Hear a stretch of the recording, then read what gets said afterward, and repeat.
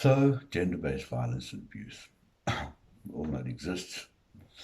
We all know so much of it. We've heard so much hype about men abusing women, and it's deplorable, it's disgusting, it's an insult to normal men and balanced men who see these monsters and animals that attack and hurt women and kids. It's just beyond comprehension. And we find it a bit sad that we're not included in the conversation, that normal men have been demonized along with the monsters as though we're all monsters, which is as unrealistic as false, as saying that all women are bloody insane, you know. Not all, a lot of them are, and a lot of men are monsters, maybe. But we're not being serious, that is it. We have been demonized. And in my case, I became aware of this. I was not really, it never actually crossed my mind how bad it was, young, a news item, disgusting and thing, until it came into my life. And I experienced the flip side of that, is what I consider to be male abuse, abuse into my situation, and by a female spouse, female partner. But what I became aware of through this whole process is how both sides are played against each other, and the winner comes out are the lawyers and the courts in the situation. I mean, let's take the process. If you want to get a divorce, you want to separate from your wife. So one of you goes and sees a lawyer. Let's say it's the woman, okay, on both sides. Well, both sides. Woman goes and sees her lawyer. She says, oh, so you decide, is there no room for mediation? Would you like to mediate, see if we can actually fix this up and stuff? And no, I want to take it a piece of the guy. Oh, no, I want to take it a piece of both sides are going to be fighting the same.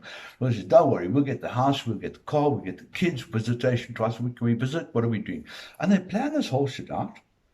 And then they issue summons, and before you wipe the steep out of your eyes, you paid courts and laws and all over the place phenomenal sums of money to separate from something that started in love.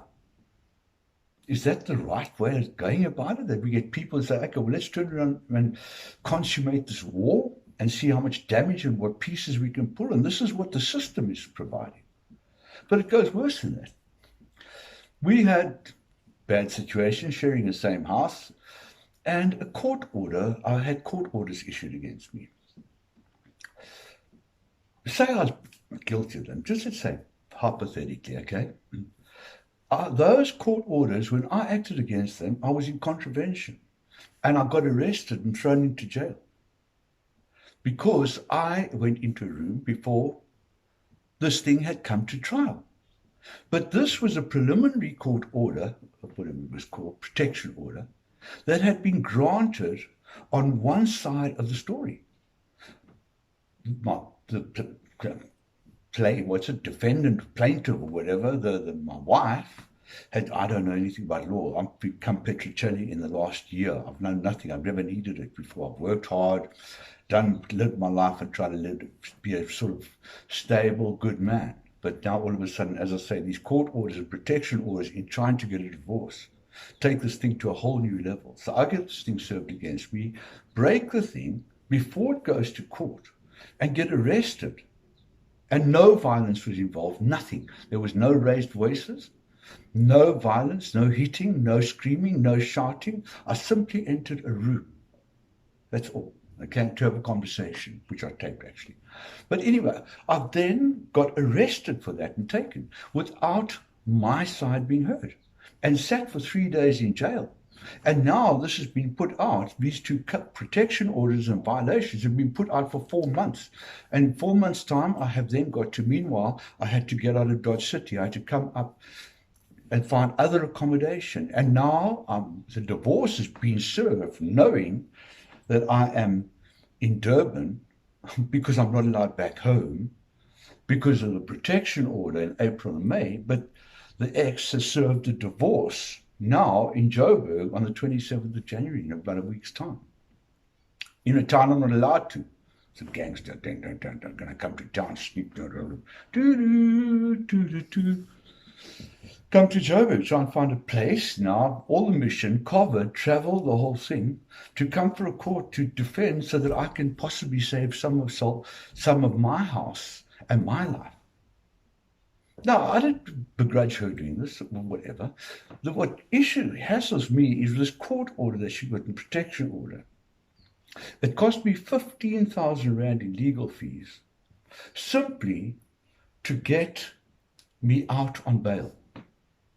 It was first one lawyer that said he couldn't, took 2.5 while I was in jail, said, I'll get you out. 2.5 now, 2.5 later. Never saw him again. Okay, so that was 2.5 gone.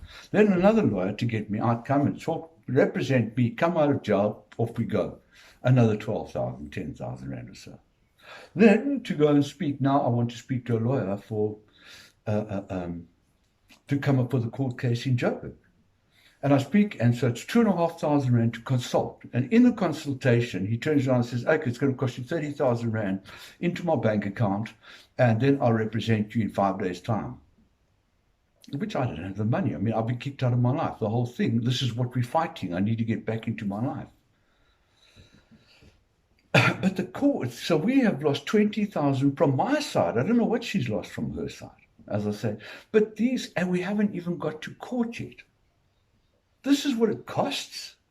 And any kind of action you can take can land you in jail without a trial.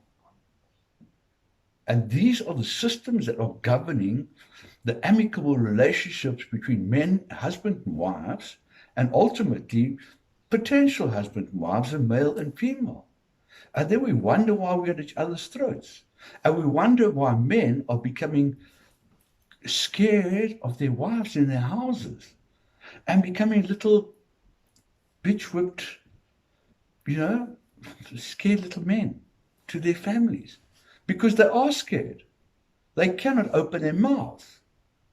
And this is not just men. This, I'm sure, is women as well. I've known, since I started Wamawoma, I've spoken to a lot of women who have had the same thing. And the funny thing is, on all sides, the only ones that come out are the lawyers. Now, we all know that that's a cliche.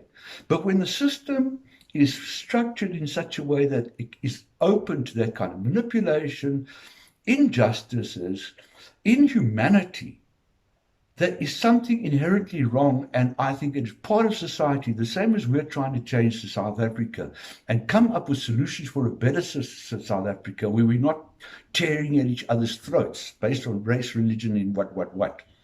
And especially this time, when all having grams, some are positive, some are negative. I'm not talking COVID positive. I'm saying outlook on life. Oh no, we're going to die. Oh no, whoopee, we can make it. We've got all of these things, but we're not cohesive, are we? And the government does nothing to keep it cohesive, and the law has got very little to do, it seems, with justice, and I'm saying that with the greatest respect. But in my case, I feel infringed upon, insulted, that I was taken and arrested for going into a room, quite honestly, to ask where the food was. Which wasn't there, by the way. But that's the thing. But that's not mine. I'm not looking, this is not a sob story. I'm not looking for your fucking sympathy.